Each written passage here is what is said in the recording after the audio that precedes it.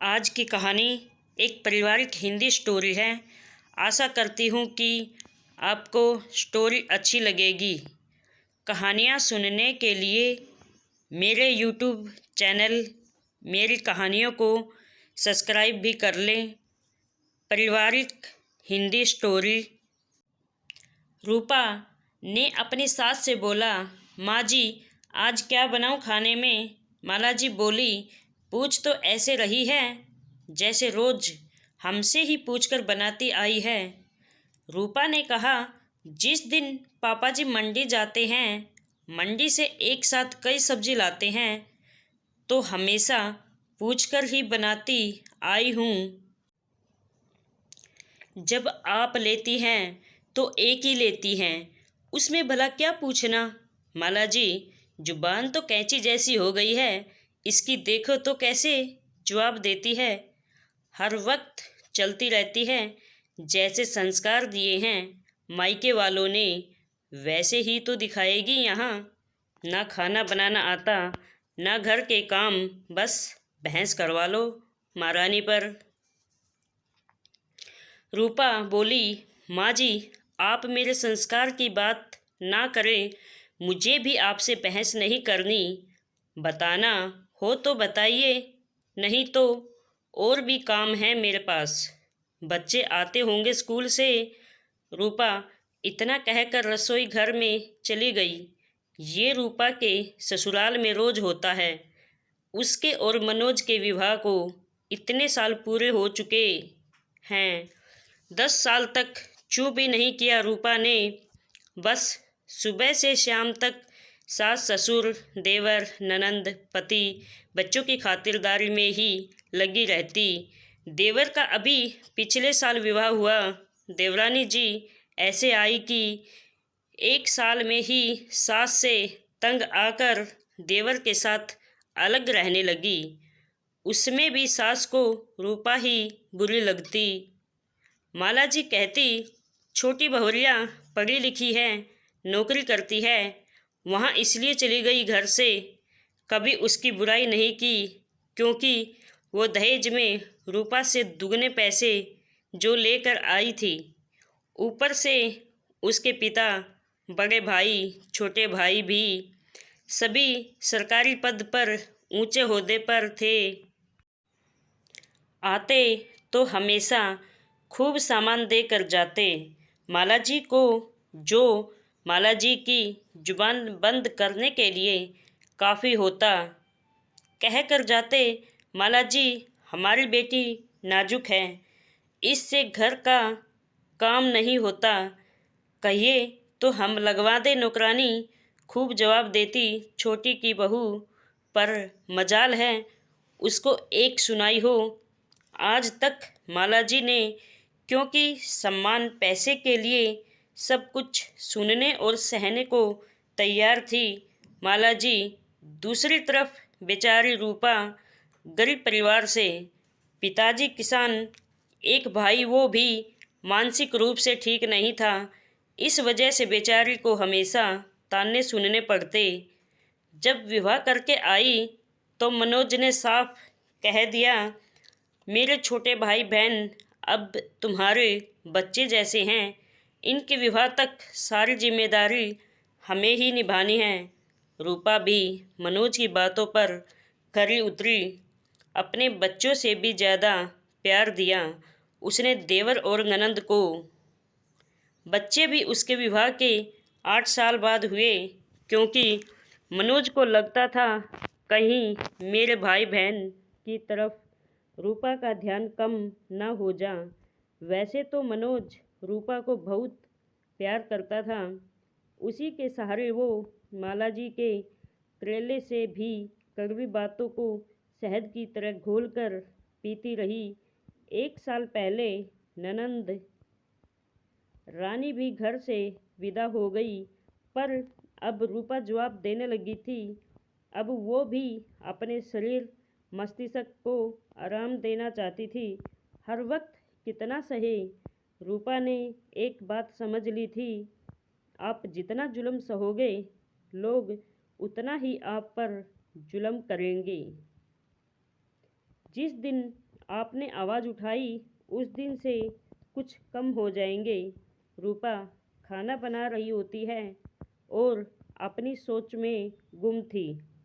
तभी अचानक दरवाजे की घंटी बजती है। माला जी, ये सुनाई नहीं पड़ रहा क्या?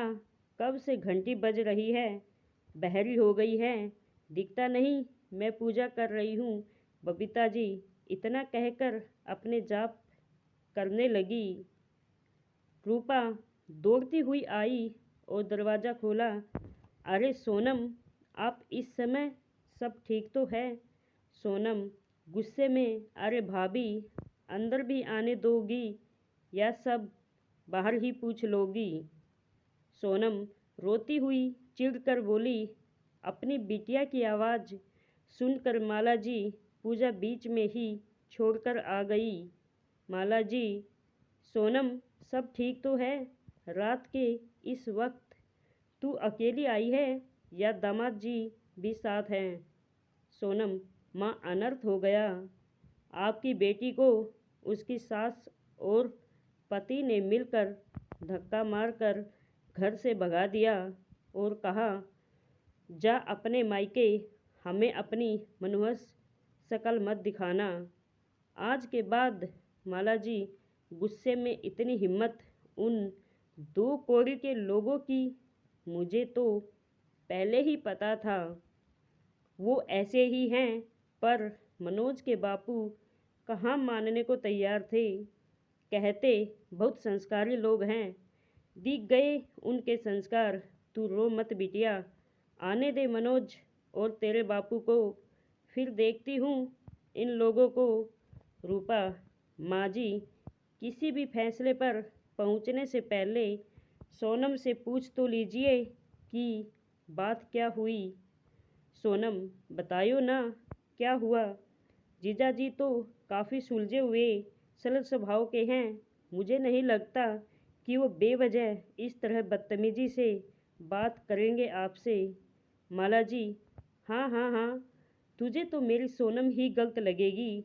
जब से आई है बस हम माँ बेटी के पीछे ही पड़ी रहती है। रूपा, माँ जी, मैं सोनम से बात कर रही हूँ, आपसे नहीं। तो बेहतर है आप थोड़ा चुप रहें तो बोलिए। सोनम, क्या बात हुई? सोनम फक कर रोने लगी। भाभी, मेरी कोई गलती नहीं है, आप ही बताइए, किटी पार्टी जाने में भला क्या बुराई है? आजकल सभी लेडीज जाती हैं। मैंने बस इतना कहा, मैं किटी जा रही हूँ, मम्मी का खाना नौकरानी बना देगी, कोई ज़रूरत हो बता देना। आपके जीजाजी बरस पड़े। कहते, दिखता नहीं माँ की तबीयत कितनी ख़राब है। तुम्हारा ये रोज़ रोज़ का बाहर जाकर पैसा खर्च करना मुझे पसंद नहीं है। अब आप ही बताइए, उनकी माँ तो हमेशा से बीमार रहती है, तो क्या मैं अपनी ज़िंदगी जीना छोड़ दूँ? बोलते हैं तुम जब से आई हो घर में नौकरानी का खर्चा, तुम्हारे अनाप शनाप खर्चे इतने हो गए हैं। मुझे छोटी की शादी भी करनी है। इन सब चीज़ों के लिए पैसा नहीं है मेरे पास। मुझे भी गुस्सा आ गया। मैंने भी कह दिया, भाभी, कंगालों के घर शादी हुई है मेरी। मेरे तो कर्म फूट गए।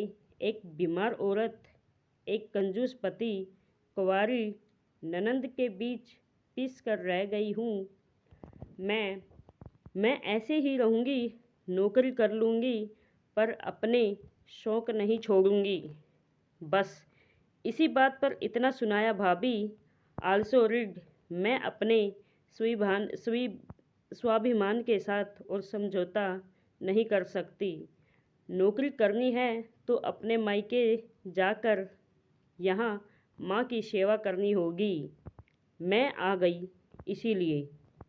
अब मैं उस घर में कभी नहीं जाऊँगी भाभी। कोई वहाँ मुझसे प्यार नहीं करता। रूपा, ननंद सोनम की पूरी बात सुन सोनम की आंसू पोंछते हुए बोली, ऐसा नहीं है सोनम, कि कोई आपसे प्यार नहीं करता।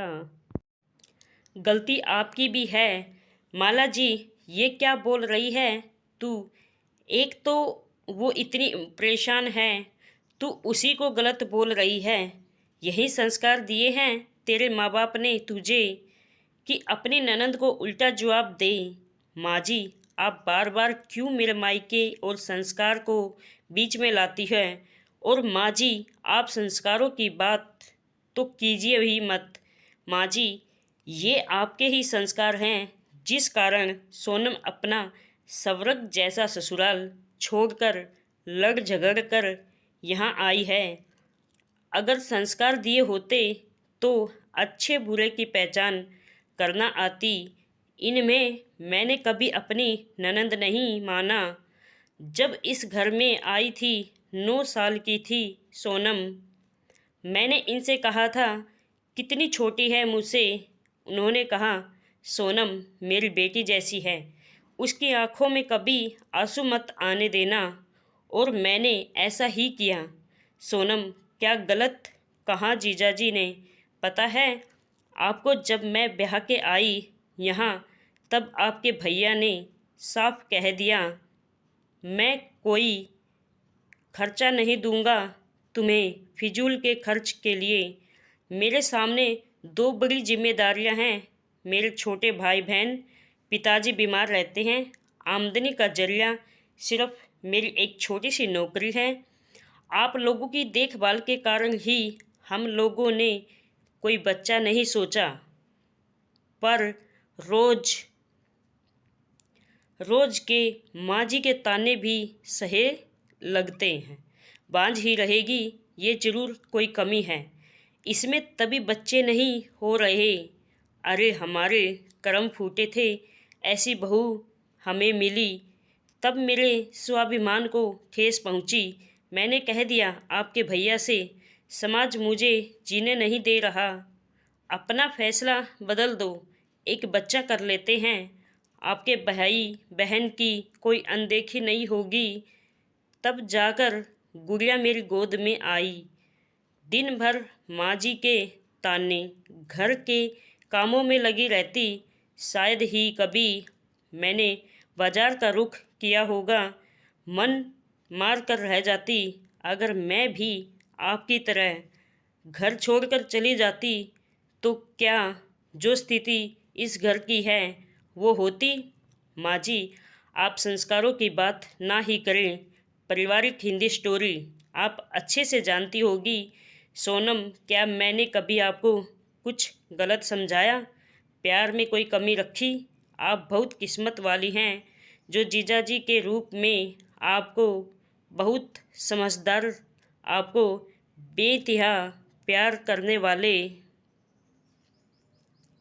पति मिले हैं। आप यहाँ झगड़ा करके तो आ गई, पर वहाँ जीजाजी का क्या हाल हो रहा है क्या आप जानती हैं? आपके घर से निकलते ही दौड़ते हुए आपके पीछे आए, पर तब तक आप गाड़ी से निकल चुकी थी। बता रहे थे रूपा भाभी, सोनम शायद आपके पास आ रही है, बहू गुस्से में है, उससे कुछ मत पूछिएगा। वैसे बहुत परेशान है, गलती मेरी है। अपनी प्यारी सी पत्नी की छोटी छोटी ख्वाहिशें भी पूरी नहीं कर पाता। बहुत असफल इंसान हूँ मैं। बस माँ को खाना खिलाकर दवाई देकर आता हूँ सोनम को लेने। सोनम, क्या भाभी, क्या आप सच कह रही हैं? उन्होंने आपको पहले ही बता दिया था। मेरी कोई बुराई, कोई गलती नहीं बताई, फिर आपने बताने में इतनी देर क्यों की? रूपा, मैं बस आपको समझाना चाहती थी कि रिश्ते ख़त्म करना बहुत आसान है, पर उन्हें संजो कर रखना बहुत मुश्किल है। तो क्या फ़ैसला किया आपने? कमरे में सामान रखवा दूँ आपका? आराम से यहीं रहिए, किटी पार्टी कीजिए। सोनम, क्यों शर्मिंदा कर रही है भाभी? मुझे अपनी गलती का एहसास हो गया है। मैं भी कितनी नासमझ हूँ। अपने पति को ही नहीं समझ पाई। आप नहीं होती तो शायद आज मैं अपने घमंड के आगे अपना सबसे अनमोल रिश्ता खो देती। Thank you so much. आप दुनिया की बेस्ट भाभी हो रूपा। अरे बस बस दीदी, आपकी इसी मासूमियत भरी बातों से तो जीजाजी आपकी हर गलती नज़रअंदाज कर देते हैं। सोनम, अब कोई गलती नहीं करूँगी। आपकी तरह अपनी सारी जिम्मेदारियों को बखूबी निभाऊंगी। रूपा, ये हुई ना बात। वो देखिए, आपको किसे निहार रहे हैं। जीजाजी गेट पर खड़े। सोनम झेप गई। तब तक मनोज और उसके पिताजी भी आ गए। पिताजी, अरे माला, ये क्या हो रहा है? दामाद जी आए और तुरंत चल दिए। माला, कुछ नहीं, बस आज कुछ रिश्ते पक्के हो चुके हैं। किसी के संस्कारों ने आज एक घर बर्बाद होने से बचा लिया। माला जी आज रूपा को पूर्ण रूप से अपना चुकी थी। दोनों सास बहू एक दूसरे से लिपटकर सालों के अपने रिश्ते को प्रेम रूपी माला में पिरो चुकी थी। माला जी के मुंह से बस इतना निकला, हे ऊपर वाले, मेरी रूपा जैसी बहू सबको देना। रूपा भी अपनी सास को निहारती रह गई। जिस प्यार के लिए वो बरसों से तरसती आई थी, आज वो उसकी झोली में था। रूपा नामुमकिन को मुमकिन कर दिया। आज रूपा बहुत खुश थी।